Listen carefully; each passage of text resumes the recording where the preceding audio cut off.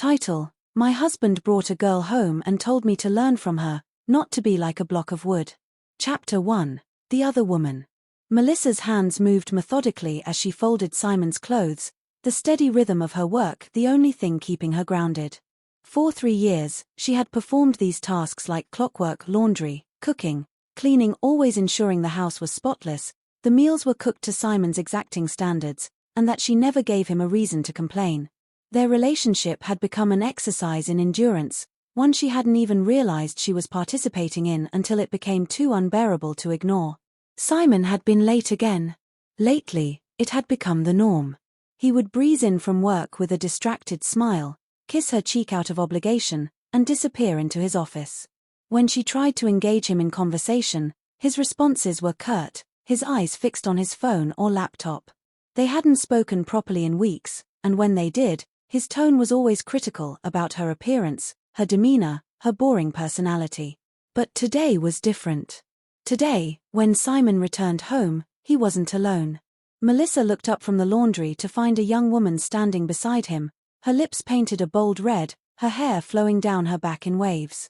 Simon didn't introduce her, but his arm was wrapped possessively around the woman's waist. Her heart skipped a beat, and for the first time, Melissa felt something crack deep inside her. Simon's voice broke the silence, casual and dismissive, as though he were talking about the weather. "Melissa, this is Chloe. She's staying with us for a while. I think you should spend some time with her. You know, learn from her." Melissa's hands froze over the shirt she had been folding. Her mind struggled to process the audacity of Simon's words. Chloe looked at her with a soft, almost pitying smile, as if she already knew her place in the household, as if Melissa had already been replaced. "Learn from her?" Melissa echoed quietly, her voice barely above a whisper. The words felt foreign in her mouth, as if they belonged to someone else. But Simon, oblivious to the hurt behind her eyes, continued in that same indifferent tone. "Yeah. You've gotten so dull, Melissa. Like a block of wood. Chloe's young, vibrant. She knows how to keep things exciting. Maybe if you weren't so stiff, we wouldn't be in this situation." He didn't even look at her as he spoke, as if the conversation wasn't worth his full attention. His phone buzzed, and he glanced at it, already distracted by something more important. Melissa felt her heart race, not out of panic or fear, but out of a simmering anger that had been building for years. This was it. This was her breaking point. She had tolerated the distance, the coldness, the dismissive remarks, but bringing another woman into their home? Telling her to learn from her? This was more than she could bear. Without a word, Melissa stood and walked over to the fireplace mantel where their wedding photo was framed, a memory from a day that now seemed like a lifetime ago. The photo captured them smiling, looking every bit the happy couple. She had believed in that moment, believed that she could make Simon love her the way a husband should love his wife. But that belief was long gone. In one swift motion, Melissa grabbed the frame and hurled it to the ground. The glass shattered, a symbolic release of everything she had held in for far too long. The sound startled both Simon and Chloe, who looked at her as if seeing her for the first time. "Melissa!" Simon barked, finally paying attention. His eyes flashed with irritation, but Melissa was no longer intimidated by his anger. She felt a surge of clarity, a calm that washed over her as she reached into the drawer beside the mantel and pulled out the divorce papers she had secretly prepared months ago. "Simon," she said, her voice steady and firm, "let's divorce. I'll step aside and make room for her." She thrust the papers toward him, and for the first time in their entire marriage, Simon looked truly taken aback.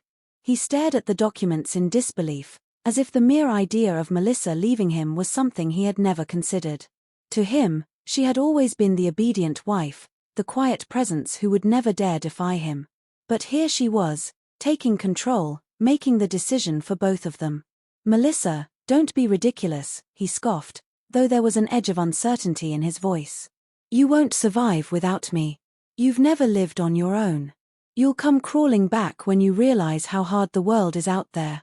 But Melissa didn't flinch. She had already lived through the worst of it, the loneliness, the emotional neglect, the constant feeling of being inadequate. Anything beyond this marriage would be a relief. She handed him a pen, her eyes steady as she spoke her final words on the matter. "Sign the papers, Simon. I'm done being your wife." Chapter 2. The Aftermath.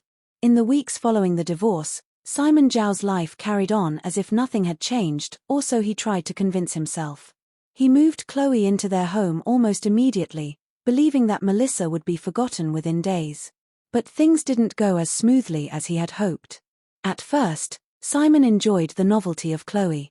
She was everything he had claimed Melissa wasn't: young, carefree, and full of energy. They attended social events together, flaunting their new relationship as if Melissa had never existed. Simon's friends offered their congratulations, laughing over drinks about how Melissa would surely regret her decision. "She'll be back, mark my words," one of his closest friends, Daniel, had said one evening. "Women like her, they can't survive without us. She'll realize soon enough how lucky she was to be Mrs. Zhao." Simon had nodded, sipping his whiskey with a smug grin. He agreed. Melissa would come crawling back, begging for his forgiveness. He had provided her with everything: wealth, status, comfort. What could she possibly do without him? But as the days turned into weeks, and the weeks into a month, there was no sign of Melissa.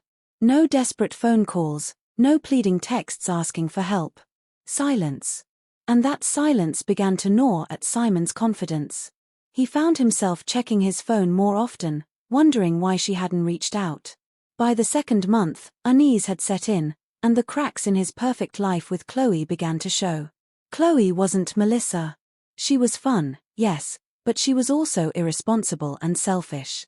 She spent his money like water, demanding attention at every turn. Her charm, which had once been so captivating, now felt shallow. The more Simon compared her to Melissa, the more he realized how much he had taken his wife for granted. And worse, he began to miss Melissa's presence. Her calm, steady demeanor. The way she used to silently support him, ensuring everything in their life ran smoothly. With Chloe, everything was chaotic. His home, once a sanctuary, now felt foreign and empty without Melissa there to ground it.